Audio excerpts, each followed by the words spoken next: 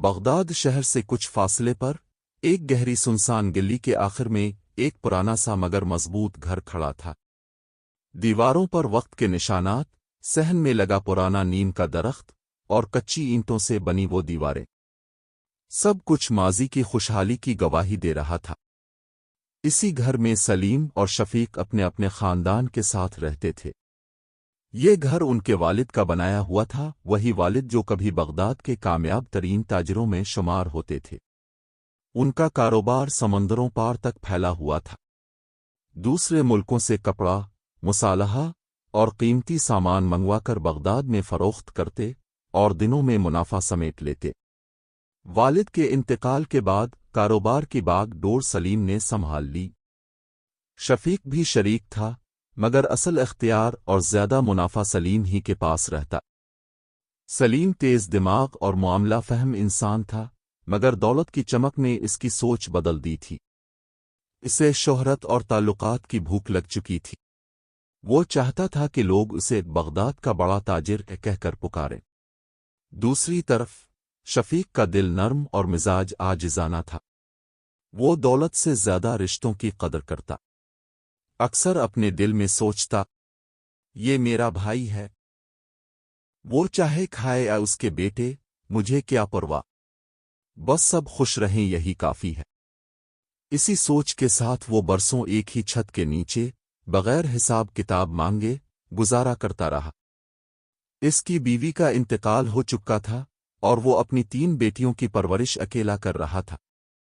سلیم کے 3 بیٹے شہر کے بہترین مدرسوں اور درسگاہوں میں پڑھ رہے تھے۔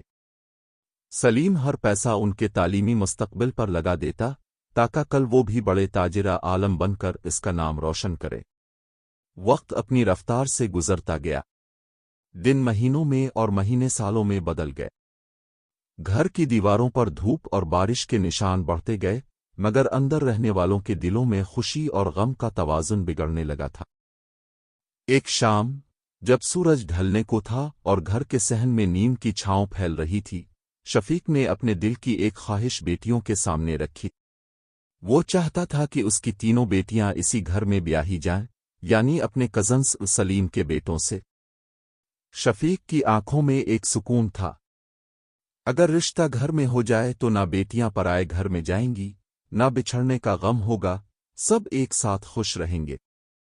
بیٹیاں یہ سن کر شرم سے مسکرا دیں، دل ہی دل میں دعا کرنے لگیں کہ اللہ ان کے چچا کے دل میں بھی یہی بات ڈال دے۔ انہیں امید تھی کہ کزنس بھی یہی چاہیں گے، کیونکہ وہ ہمیشہ ایک دوسرے کے قریب اور مانوس رہے تھے۔ لیکن اس امید کو سب سے پہلا وار سلیم نے کیا۔ جب اس نے یہ بات سنی تو اس کے چہرے پر ناگواری کے آثار آ گئے۔ وہ دل ہی دل میں بولا، میرا بیٹا کسی غریب کی بیٹی سے شادی کرے؟ کبھی نہیں۔ انہیں بڑے گھرانے میں جانا چاہیے، جہاں پیسہ ہو، عزت ہو اور تعلقات ہوں۔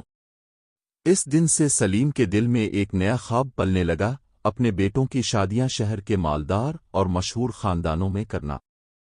اسے لگا یہی اس کے نام اور اثر و رسوخ کو بڑھائے گا۔ چند دن بعد ایک پرانی تجارتی محفل میں سلیم نے اپنے بڑے بیٹے کے لیے ایک مشہور تاجر کی بیٹی کا رشتہ طے کر دیا۔ دوسرے بیٹے کے لیے ایک مالدار سوداگر کے گھر بات چلائی اور تیسرے کے لیے ایک گورنر کے خاندان میں۔ یہ خبریں جب شفیق کے کانوں تک پہنچیں تو اس کا دل جیسے ٹوٹ گیا۔ وہ رات بھر صحن میں چہل قدمی کرتا رہا، آسمان کی طرف دیکھ کر آہستہ آہستہ کہتا، یا اللہ، یہ کیسا وقت آ گیا کہ بھائی نے اپنی خوشی میں مجھے شریک کرنا بھی گوارا نہ کیا۔ بیٹیوں نے جب یہ سنا تو ان کے چہروں کی رونق اتر گئی۔ وہ خاموش رہیں، مگر آنکھوں کی نمی ان کے دل کی کہانی سنا رہی تھی۔ سلیم کو ان کے احساسات کی کوئی پرواہ نہ تھی۔ اسے بس اپنی تقریبات، اپنے نئے رشتے اور بڑے لوگوں کے آنے جانے کی فکر تھی۔ یہی وہ لمحہ تھا جب ایک چھت کے نیچے رہنے والے 2 بھائیوں کے دلوں کے بیچ ایک دیوار کھڑی ہو گئی، اور اس دیوار کا نام تھا تکبر۔ وقت تیزی سے گزرا اور وہ دن آ گیا جس کا سلیم کو شدت سے انتظار تھا، بڑے بیٹے کی شادی کا دن۔ پورا گھر روشنیوں سے جگمگا رہا تھا، دروازے پر رنگین قمقمے، صحن میں بڑے بڑے قنات اور باورچی خانے سے اٹھتی قورمے اور پلاؤ کی خوشبو۔ شہر کے امیر تاجر، گورنر کے لوگ اور معزز مہمان باری باری آ رہے تھے، لیکن اس چمک دمک کے بیچ ایک کونا ایسا تھا جہاں اندھیرا ہی اندھیرا تھا۔ وہ کونا تھا شفیق کا دل۔ سلیم نے رسمی طور پر تو بھائی کے خاندان کو شادی میں بلایا، مگر ان کے لیے کوئی خاص جگہ نہ رکھی گئی۔ مہمانوں کے لیے بنے بڑے شامیانوں میں بیٹیوں اور شفیق کو ایک کونے میں بٹھا دیا گیا، جہاں سے نہ دلہن دیکھی جا سکتی تھی، نہ تقریب کا اصل منظر۔ مہمانوں میں سے چند ایک نے حیرت سے پوچھا، یہ لوگ کون ہیں؟ کسی نے لاپرواہی سے کہا، ارے دلہے کے چچا اور کزنس ہیں، بس بیٹھے ہیں۔ شفیق نے سر جھکا لیا۔ بیٹیوں نے ایک دوسرے کا ہاتھ تھام لیا کہ کہیں آنسو مہمانوں کے سامنے نہ بہہ جائیں۔ ان کے لیے یہ شادی ایک خوشی کا موقع نہیں بلکہ اپنے خوابوں کی تدفین کا دن تھا۔ چند مہینوں میں سلیم نے دوسرے دو بیٹوں کی بھی شادیاں کر دیں، ایک سے بڑھ کر ایک مالدار گھرانہ۔ ہر شادی میں چمک، شور اور شہر کے بڑے لوگ، لیکن شفیق کے گھر میں وہی خاموشی، وہی خاموش آنسو۔ سلیم کو یہ سب دیکھ کر بھی کوئی فرق نہ پڑا۔ اسے لگا جیسے اس نے زندگی کی سب سے بڑی کامیابی حاصل کر لی ہے۔ وہ اکثر مجلس میں فخر سے کہتا، میرے بیٹے بڑے بڑے گھرانوں میں گئے ہیں، اب ہمارا خاندان شہر کے اشراف میں شمار ہوتا ہے۔ مگر شفیق اپنے دل میں جانتا تھا، یہ رشتے چمکتے ضرور ہیں مگر ٹوٹنے میں دیر نہیں لگتی۔ وہ ہر رات سجدے میں جا کر دعا کرتا، یا اللہ، میرے بھائی کے دل سے غرور نکال دے اور ہمارے رشتے پھر سے جوڑ دے۔ وقت کی آنکھ میں سب کچھ محفوظ رہتا ہے، اور جب وہ چاہتی ہے تو حساب بے باک لے لیتی ہے۔ سلیم کی زندگی کی چمک، تقریبات اور بڑے لوگوں کی محفلیں ابھی پوری طرح جاری تھیں کہ ایک دن شہر میں ایک خوفناک خبر پھیلی، بغداد کا سب سے بڑا تجارتی قافلہ ڈاکوؤں کے ہاتھ لوٹ لیا گیا۔ یہ قافلہ سلیم کا تھا۔ اس میں کپڑا، مسالے، قیمتی پتھر اور سونے کے سکے، سب کچھ لاٹ گیا۔ سلیم کے چہرے کا غرور جیسے پہلی ضرب میں ہی ٹوٹ گیا، مگر یہ بس آغاز تھا۔ چند مہینوں میں دوسرا جھٹکا آیا۔ بحری راستے سے آنے والے جہاز کو طوفان نے ڈبو دیا۔ سلیم کا سرمایہ، جسے وہ سمجھتا تھا کہ پہاڑ کی طرح مضبوط ہے، ریت کی طرح ہاتھوں سے پھسلنے لگا۔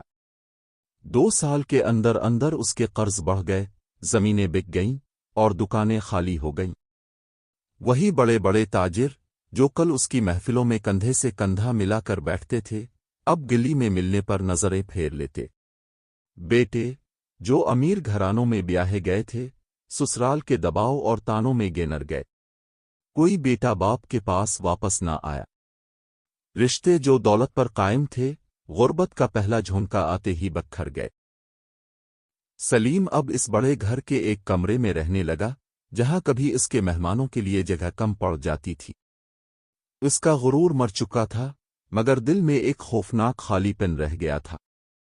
انہی دنوں ایک رات، جب بارش کھڑکیوں پر دستک دے رہی تھی، سلیم صحن میں بیٹھا نیم کے درخت کو دیکھ رہا تھا۔ قدموں کی آہٹ سن کر سر اٹھایا، سامنے شفیق کھڑا تھا، ہاتھ میں چائے کا پیالہ لیے۔